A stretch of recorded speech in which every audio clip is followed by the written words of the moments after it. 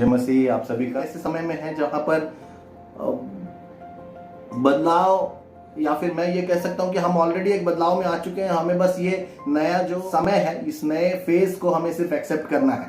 क्योंकि मैं ये नहीं कहूँगा महामारी के साथ ही जिएंगे हम लोग, लेकिन मैं ये कहना चाहता हूँ कि ये वो समय है जहाँ पर आपको ये एक्सेप्ट करना पड़ेगा कि यही एक नया तरीका है जीवन जीने का। और शायद आने वाले दिनों में यानी कि बदलने के बाद, बदलाव आने के बाद, या फिर सब कुछ सुलझ जाने के बाद शायद हम कुछ एक नया चीज, एक नई अनुभूति के साथ हमारे जीवन में आगे बदल रहा है। इसलिए नो डाउट कि इंटरनेट का इस पे बहुत बड़ा हाथ है। कुछ समय पहले यानी कि लगभग 2004 में जीवन में उसका काम को मैंने एहसास किया, और 2004 में ही मैंने परमेश्वर की सेवकाई के लिए जब अपना जीवन समर्पित किया, तो उसके बाद मैं एक ऑर्गेनाइजेशन के साथ काम करने लगा। काफ़ी समय मैं मेनलाइन चर्चेस के साथ काम और जवानों के बीच रहा हूँ। मैंने ये अनुभव किया है कि चर्चेस, या फिर मेनलाइन चर्चेस हो या छोटा चर्च हो या बड़ा चर्च हो, कोई भी चर्च हो, उनके चर्च का इवेंट या कोई भी चीज़ जवानों के बगैर अधूरा है। किसी भी चीज़ के लिए दे आर सो डिपेंडेंट, वो पूरी तरह से जवानों पे या यूथ शाखा जो है उसके ऊपर पूरी तरह से डिपेंडेंट है। और इसलिए मैं कह सकता हूँ कि मोर ऑफ एक्टिव यूथ, या फिर ज़्यादा जो एक्टिव यूथ है वो चर्च ग्रोथ का एविडेंस दर्शाते हैं कि चर्च बढ़ रहा है, चर्च ग्रोथ हो रहा है। एक जवान अगर सक्रिय है और वो एक्टिव है कलीसिया की सारी कामों में, कलीसिया की सारी अच्छी भली बातों में, अगर वो इन्वॉल्व होने की रुचि रख रहा है, वो कलीसिया बढ़ रहा है, वो कलीसिया सही दिशा पे जा रहा है, वो कलीसिया तैयार हो रहा है ताकि परमेश्वर के आगमन को सामना कर सके। वो कलीसिया ऐसी कलीसिया है जो जागृत कलीसिया कह सकता हूँ। शाखा वो अपने आसपास के इलाकों में या अपने आसपास के प्रांत में प्रभाव डाल सकता है। बाइबल में जब भी मैं पढ़ा हूँ, ज्यादा से ज्यादा लोगों के बारे में बाइबल कहता है वो सारे यूथ सेक्टर में आते हैं, या फिर मैं ये कहूँ कि जवानी अवस्था में उन लोगों ने परमेश्वर के लिए कुछ हासिल किया है। अगर आप इब्रानियों का पुस्तक अगर देखें 11वें अध्याय में, वहां पर आप देख सकते हैं एबेल से शुरू होता है, अब्राहम के बारे में बोलता है, ईसा के बारे में, याकूब के बारे में, सारा के बारे में लिखा हुआ है, ईसा के बारे में लिखा हुआ है। फिर जोसेफ के बारे में आप अगर पढ़ने जाए तो जोसेफ बहुत ही कम उम्र में ही परमेश्वर के दृष्टि में आ चुका था, परमेश्वर की योजना को समझ रहा था, परमेश्वर के दर्शनों को देख रहा था, उसके प्रति, उसके जीवन के प्रति जो कुछ भी योजना है। मूसा के बारे में देखिए, मूसा भी अपने एक कम उम्र में परमेश्वर के उद्देश्य के तहत वो फरो के घर में रहने लगा। और राहब एक प्रोस्टिट्यूट, हम जानते हैं उसके बारे में, वो भी एक जवानी अवस्था में थी। गिद्योन के बारे में देखिए, बाराक के बारे में, समसोन के बारे में, यहोशापात के बारे में, दाऊद के बारे में, साउल के बारे में, या फिर आप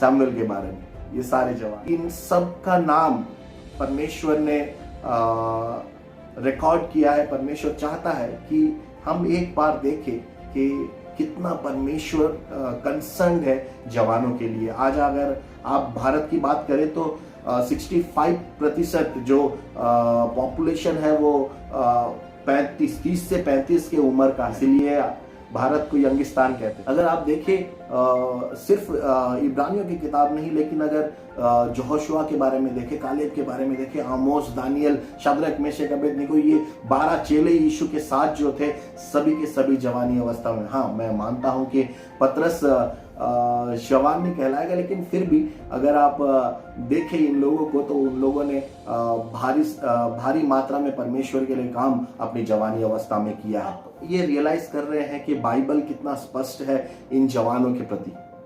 क्या आप देख रहे हैं कि किस तरह से इन लोगों ने प्रभाव किया है समाज में। सारे जवान ये सोचते हैं कि परमेश्वर मुझे बुलाएगा तो परमेश्वर की सेवकाई करूंगा। मैं आपसे ये कहना चाहता हूं कि आपने कभी सुना है कि कोई सामान या कोई चीज की आविष्कार हुआ है और किसी चीज का निर्माण हुआ है, और निर्माण करने के बाद उसका उद्देश्य का निर्णय करके उसको कोई ऑफिस दिया हो, उसका कोई काम नियुक्त किया हो? नहीं, पहले उसका पर्पस समझते हैं, सोचते हैं, उसके बाद उसके निर्माण का काम शुरू होता है। आपका और मेरे जीवन में भी ऐसा ही है। परमेश्वर सबसे पहले आपका उद्देश्य चुन चुका है। परमेश्वर ये तय कर चुका है कि आप उसके काम में आए और उसके बाद परमेश्वर ने आपको बनाया है। कई सारे लोग ये सोचते हैं कि मैं उद्धार तो पा चुका हूं, लेकिन मैं इंतजार कर रहा हूं कि परमेश्वर मुझे बुलाए अपनी सेवकाई। मैंने पूछा कि पढ़ाई के बाद आप क्या करोगे? ज्यादा से ज्यादा लोग यही कह रहे हैं कि मैं प्रार्थना कर रहा हूं। मैं प्रार्थना कर रहा हूं कि परमेश्वर मुझे बताए कि मैं किस जगह पे सेवकाई करूं। मैं आपसे ये कहना चाहता हूं, मैं ये नहीं कह रहा हूं कि गलत है ये बात, लेकिन मैं ये कहना चाहता हूं परमेश्वर पहले आपको चुन लिया है कि आप उसके काम कर सकें। परमेश्वर ने पृथ्वी की नींव डालने से पहले यह तय कर चुका है कि आपका जीवन का उद्देश्य क्या है। आज हम ये सवाल परमेश्वर से इसीलिए पूछते हैं कि परमेश्वर मैं क्या करूंगा, परमेश्वर तू क्या मुझे चाहता है कि मैं तेरी सेवा करूं। इसलिए ये सवाल पूछते हैं क्योंकि हम अपने उद्देश्य को नहीं समझ पा रहे हैं, हम उद्देश्य के पीछे नहीं जा रहे हैं। मैं ये नहीं जानता हूं कि सभी ने परमेश्वर की बुलावट को अपने जीवन में पाया होगा करके, लेकिन मैं ये निश्चय कहूंगा कि सभी के पास यह चाह थी कि मैं सेवकाई करूं। यू आर सेव्ड टू सर्व।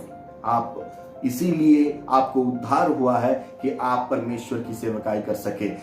उद्धार के साथ ये सेवकाई, ये दोनों अलग अलग चीज नहीं है। आप अगर उद्धार पाए हैं तो आप उद्धार के साथ साथ, जैसे परमेश्वर का उद्धार आपके लिए मुफ्त है, उसके साथ इंक्लूडेड ये सेवकाई की कॉलिंग है। हाँ, मैं ये जरूर कहूंगा कि आने वाले दिनों में शायद आप बेहतर जान जाए कि आपका उपयोग परमेश्वर किस जगह पे करना चाहता है, लेकिन ये तय है कि परमेश्वर आपका उपयोग करना चाह रहा है। आप आज स्पष्ट हो चुके हैं कि आपको परमेश्वर सेवकाई के लिए बुला रहा है। चाहता हूं कि आप उस जगह पे कमेंट सेक्शन में लिख के, परमेश्वर मैं तैयार हूं, I am ready to serve you Lord. एक सवाल मैं आपके लिए रखना चाहता हूं कि क्या मैं बिना शब्दों के प्रभु यीशु मसीह का वचन लोगों तक पहुंचा सकता हूं? क्या मैं बिना शब्दों का प्रयोग करे सुसमाचार प्रचार कर सकता हूं? या कमेंट में डाल के बता सकते हैं कि क्या आप बिना शब्दों का प्रयोग करे लोगों तक सुसमाचार पहुंचा सकते हैं, लोगों तक यीशु को पहुंचा सकते हैं। जो भी कमेंट्स आपने दिया है मैं कोशिश करूंगा कि सभी पढूं, और अगर आपका कोई सवाल है तो आप कभी भी इस कमेंट सेक्शन में अपना सवाल छोड़ सकते हैं। मैं सवाल का आपको पर्सनली मैसेज करने का कोशिश करूंगा। आपको सुनने की वजह से अगर आशीष मिला है तो इसे शेयर कीजिए, लाइक कीजिए, ताकि कि परमेश्वर के नाम की महिमा होने पाए। धन्यवाद।